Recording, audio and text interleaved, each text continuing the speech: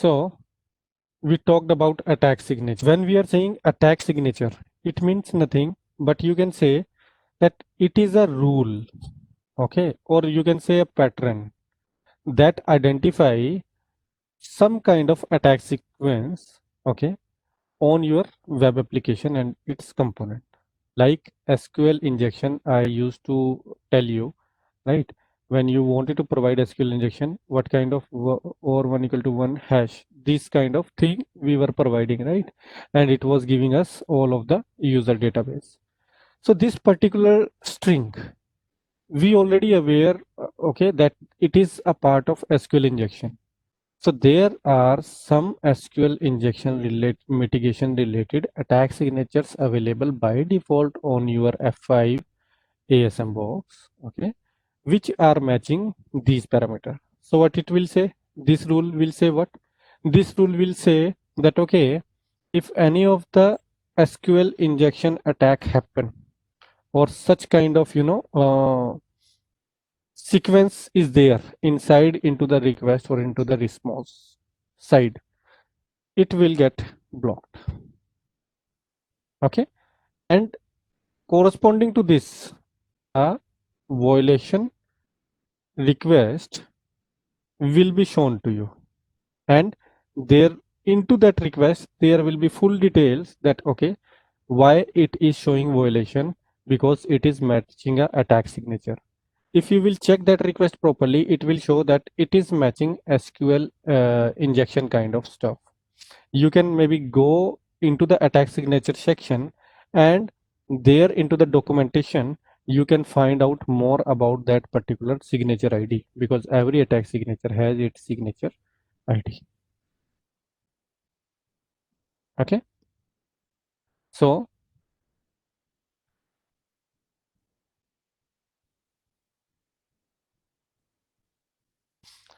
first thing, when I am saying attack signature, it means it has some pattern, okay, some pattern check, bit like your ACL, you can say, okay, if you wanted to take the metaphor of your networking devices.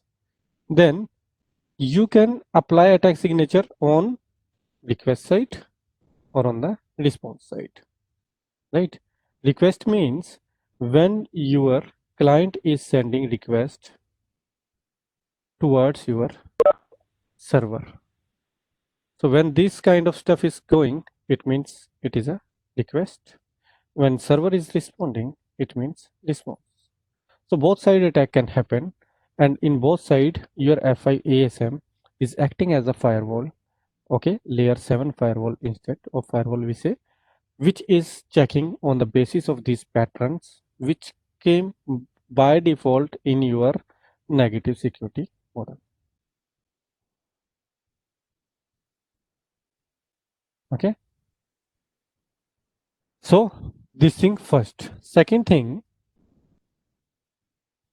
when we are talking about attack signatures, it means your F5 keep on releasing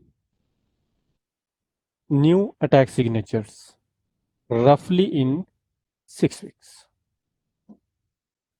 Okay, or it can be like, it depend, it can be maybe less than your 24 hours also, if there is some 0-day event happen, right?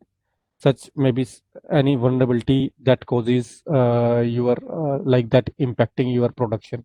In that case, F5 can release the attack signature at once, okay, within the 24 hours, and it will be suggested to you that upgrade these. Okay, by default, as an F5 administrator, you need to keep on updating this in your box so that your security mitigations, sorry, the vulnerability mitigations should be properly in place. Okay.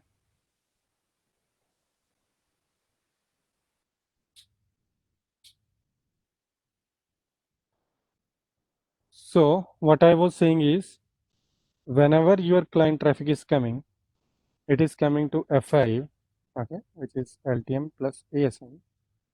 It will check its security policy. Under the security policy, you have attack signatures. right? Attack signature means some of the patterns. It will compare some of the rules, or maybe we can say patterns, right? And if your request, and it will check all the attack signature against your request or response, looking for your any of the potential risk, right? That either there is some risk related to this or no. So if it is clear, the request will be sent to the web server. If it is not, a violation will be triggered, and into that violation, it can be blocked also, or it can be a flag also. That depends how your security policy is tightened or not. Okay. And may anyone tell me in which case it should not get blocked? Even if attack signature match, it will not block. Why? I think in the transparent mode. That's true. So first thing is, if your policy is under transparent mode, okay, your request will not get blocked. Second, let me say now your policy is under the blocking mode. In which situation then it should not get blocked? Learning. So one thing is staging. That's true. Staging, yeah. Okay, one thing is staging. Second, one more thing we are missing. Second thing is, I told you about 3 flags, right? Alarm, learn, and block. If you didn't click on block, okay, and alarm, and this is allowed, this request will not block. So first thing first, your security policy should be, there can be two enforcement mode. One is transparent, one is blocking. It should be blocking. First thing. Second thing, maybe if we talk about the tag signature only, but it can be related to any of the entity. Okay, let me talk about the tag signature only. It can be into staging. It can be into enforcement mode. Ravi, in transparent mode, the blocking flag is disabled, right? Right. That's true. Okay. Then your flags, alarm, LAN, and block. If these 3 criteria is there, okay, your request, that is, we can say illegal request, will get blocked. So that was our attack signature overview. Now let us talk more about our attack signatures. Okay. So if you see here on the screen, what we are saying, attack signature work by buffering. Then attack signature ensure that it checks via specified request. Okay.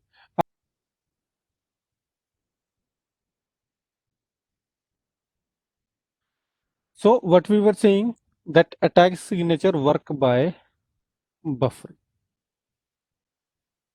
Okay. So this is a simple term. Okay. Nothing much into it. What does buffering means? Buffering works everywhere. If you work into your QS, you are aware about the buffering.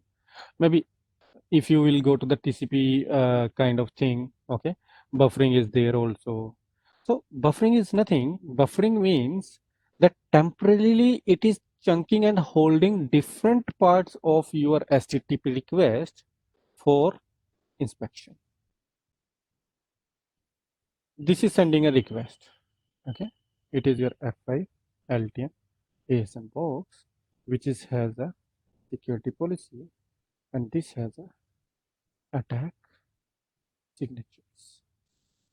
Okay, if this request is coming, this request has multiple of the headers. Okay,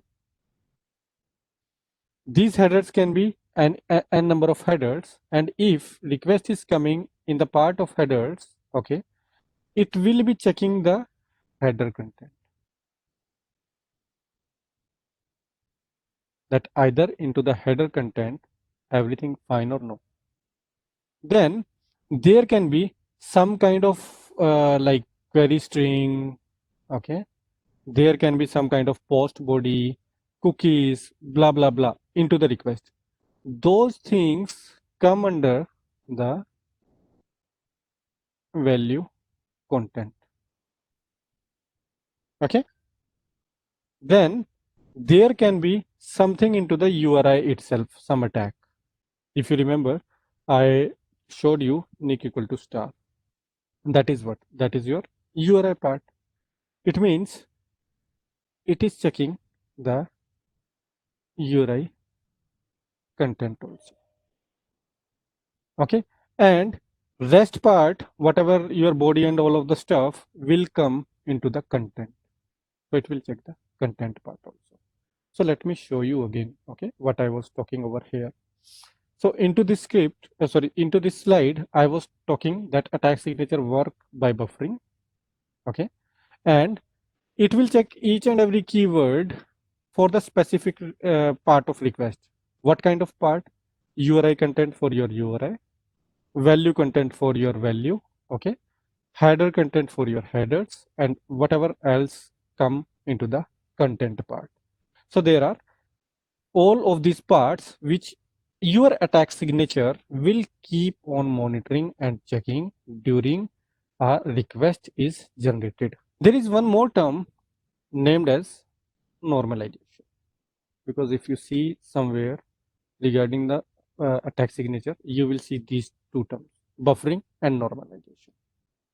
Normalization is nothing but it is a process for decoding an encoded request. How come?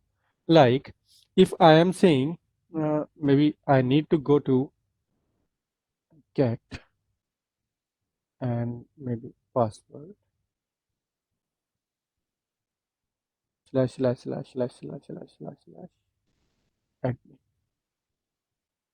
What I wanted to intend for? I wanted to intend for only this password and then admin, right? But just to make my attack signatures in confusion state or to bypass my attack signature, I am putting different slashes. So this kind of stuff can be also recognized by your normalization while it is decoding this particular request, that okay, it should be intended for this and it is a part of attack signature and attack signature. Okay, let me give you maybe example of directly traversal.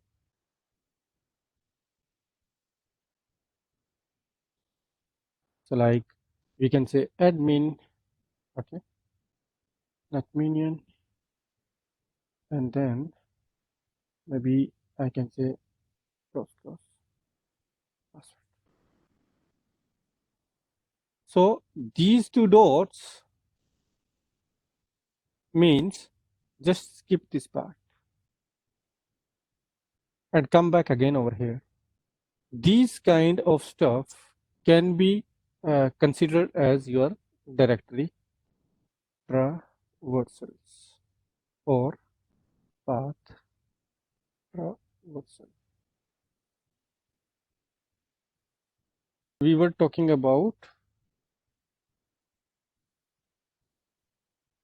AND or gate here. So are you guys aware about and or?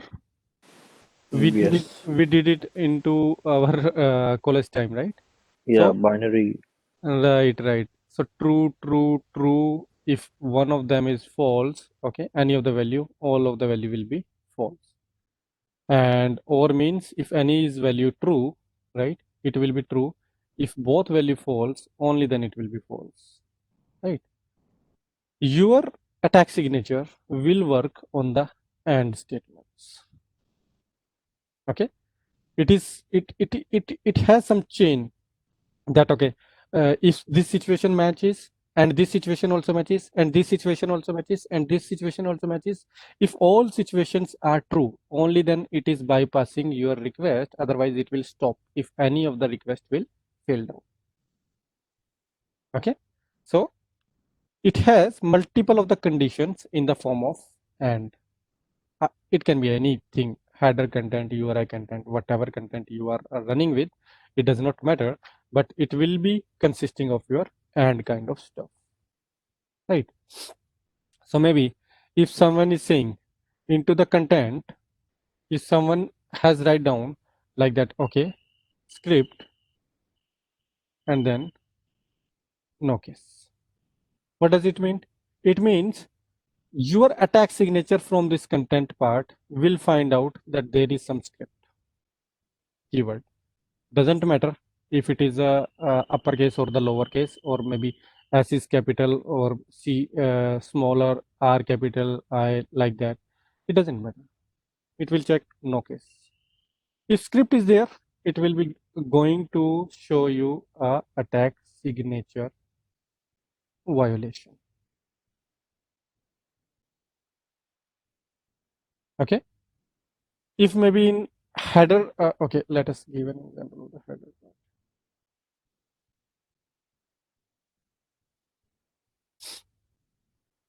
So let us say in the header content,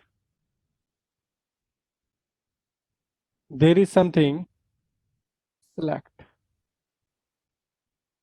and then no case, or maybe one more thing we can check. If there is one more thing like header content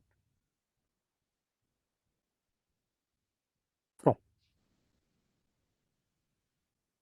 So these two things, select and from, can initiate some kind of attacks, and it can be consistent to your headers. So if such of the thing is coming, it will be again produce a violation by your attack signatures. Then what if F5 has a very much giving privilege to the users that if something we missed and you wanted to create your own signature, that whatever F5 is giving you syntax, you should use that syntax. Okay. And second thing, when F5 update their attack signature set, okay, user defined will not get updated, but obvious, because it is created by user itself, right? It will not get update by F5. F5 is never concerned about this. This is the user who need to update it if required. How so? If you are putting a new signature set, which is the upgraded one, this kind of user defined attack signature will be added into your new attack signature set by default.